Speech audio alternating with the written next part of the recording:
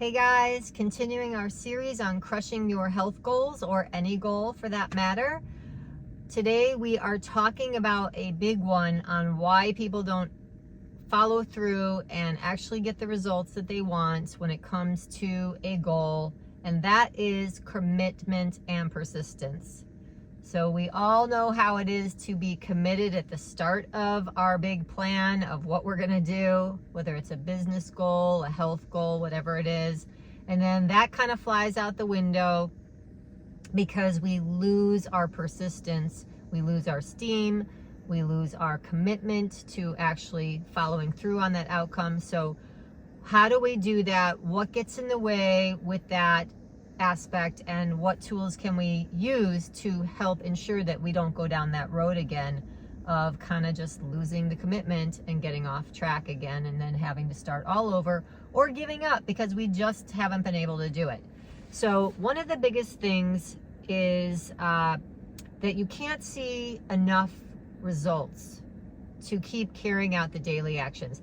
This happens a lot when there's a goal that's kind of a far distance from like where you are right now. And I see this a lot with people that I work with in weight loss and that kind of thing, because maybe they have to lose a lot of weight and it's not coming off as fast as they think it should or want it to, and then they just quit taking the steps to achieve that goal. So not seeing enough results is a big one. So you got to really figure out, and I'll talk about this in the tools, what you're really committed to. Because some people think they're committed to losing weight and maybe even a certain number on the scale, but then they can't do it because they're not actually committed to that. So we'll talk about that. And then maybe you have unrealistic expectations. In other words, again, I keep talking about weight loss because that's something that I see a lot with people who come to me.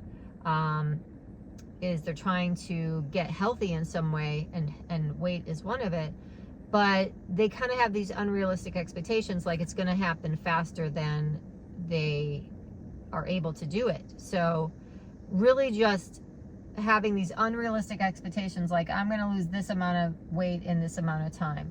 So we have to look at what your expectations are based on some other things we'll talk about in the tools. And then the last one is kind of like boredom or burnout. You might get bored of what you're doing. You might burn out because you went in full steam and then you didn't have the stamina to carry you through. So those are kind of the main things. So how do we combat that? Well, the first tool is to decide what you're committed to, okay? So going back to the analogy I gave in other videos, let's say you're trying to go to New York. That's your destination.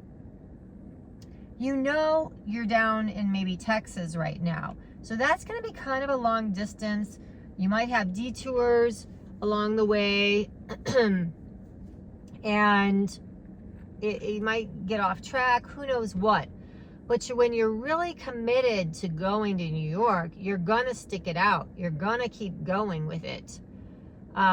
It might take longer to get there if there's a lot of detours, and if you decide, hey, I'm not going to go on the highway. I refuse to go on the highway. I want to take the back roads. That's another thing we'll talk about in a moment. But how do you handle this? Okay, there's pieces to the commitment. And I like to talk about what is non-negotiable for me. Now, for me, focusing on my health is important. It is my overall goal. It is my overall destination. But within the action steps that I set up for myself, part of my plan and my strategy is to be at the gym a certain number of days per week. For me, that's a non-negotiable. I'm not going to negotiate getting to the gym. Now, some other parts of health that are really important are, for example, I'll just give these two examples: stretching, drinking enough water, that kind of thing. So when I laid out my plan, when I changed up my plan, I should say, when I change up my plan, because I'll change it up periodically. So About a year and a half ago, I changed up my plan to make my non-negotiable going to the gym 4 days a week. Now, at the same time, I also wanted to drink a certain amount of water per day, and I wanted to stretch a certain number of days, or, you know, every day. Those things I wasn't so hung up on. I didn't make those, the water and the stretching, a non-negotiable for myself, because I knew like it wasn't my primary thing to focus on. That was going to be hard for me.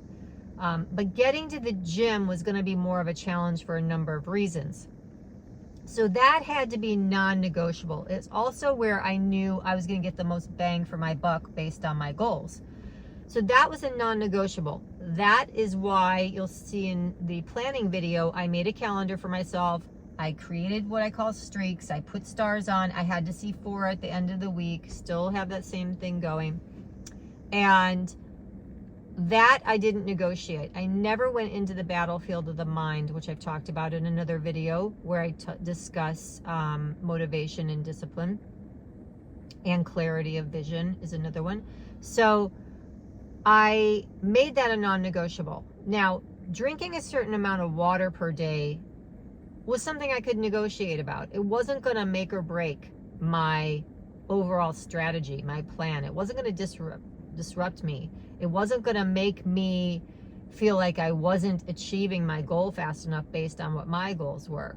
You know, maybe if you're a dehydrated person and that's affecting your health in some way, then the water needs to be a non-negotiable for you. So figure out what is going to be non-negotiable when it comes to your goals. Maybe if it's a business thing, then maybe you're going to do something towards marketing every single day. If it's a health thing, the things I talked about. If it's, you know, some other type of goal, you're training for some sports thing, what are you going to do? What's non-negotiable there? I would not make more than 2 to 3 things non-negotiable. For me, I have 2 things right now. One is stretching, one is getting to the gym. The other stuff, I'm focused on it. They are part of my daily actions or weekly actions, but I'm not completely, like, it's not in concrete where I have to do that. Whereas the non-negotiables are. So I go back to, what are you committed to? Of course, you're committed to your overall goal of getting to New York, but what is going to be non-negotiable for you?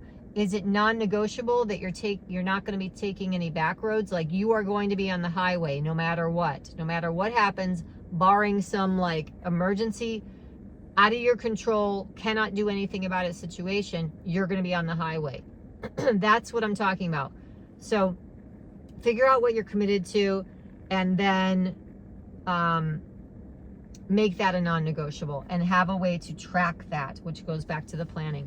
The next thing is to persist in these steps, which is what I just told you. Persist in the daily actions. So in other words, people get focused on the overall goal. Like if you're trying to lose weight, then they get focused on the number on the scale instead of putting their persistence and focus on the daily or weekly actions it's going to take to get there.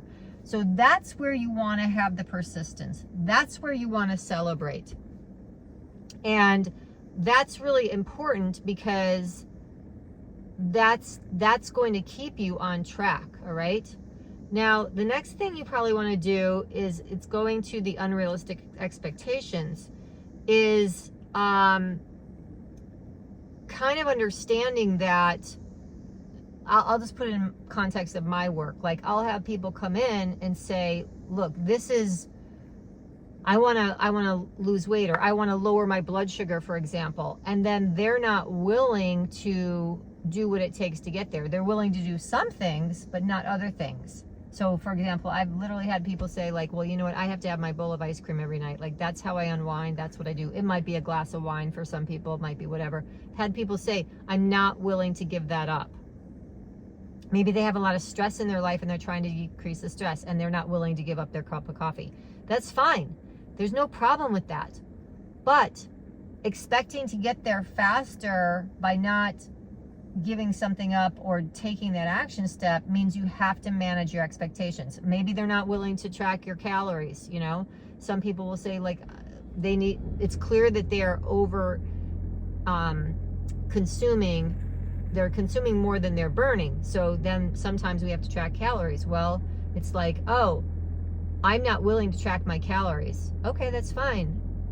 We don't have to do that, but we'll have to do something else. But just realize it might take longer to get there because you have no way of assessing where you are on a daily basis. So having realistic expectations within the confines of what you are willing to do or not willing to do. Also understanding it's like I said at the beginning, yeah, I want to go to New York, but I'm expecting to get there, tomorrow, and I'm down in Texas and I'm driving a car. That's not going to happen. So you got to manage the expectations in a way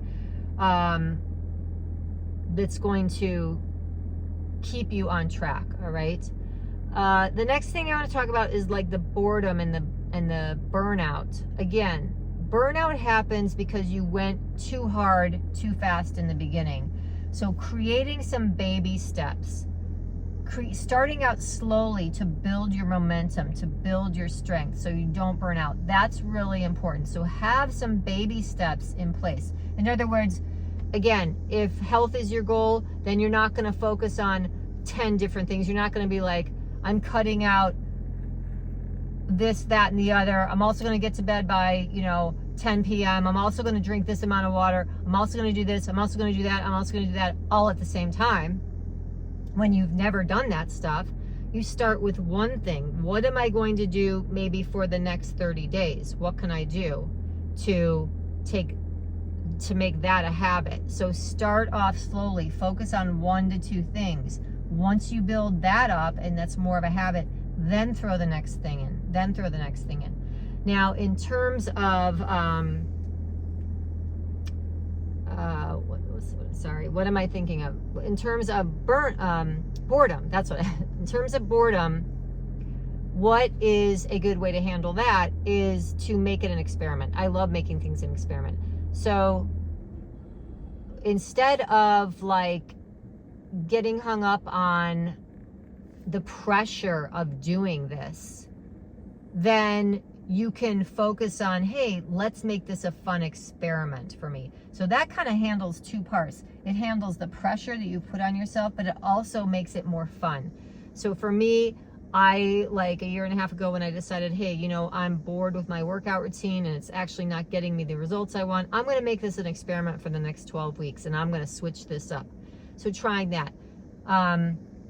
Maybe you make an experiment in terms of eating, like, hey, you know what, for the next 30 days, one of my goals is that I want to eat more vegetables. Let me make it fun for myself. Let me do an experiment. How many recipes can I get that fall within the confines of my new healthy eating that are actually really enjoyable, that I can make for other people, that I can make for my family, that kind of stuff. So just come up with experiments, change up the game, do something different. A lot of times with my workouts, I will change up the game because I'm bored with the same old workout.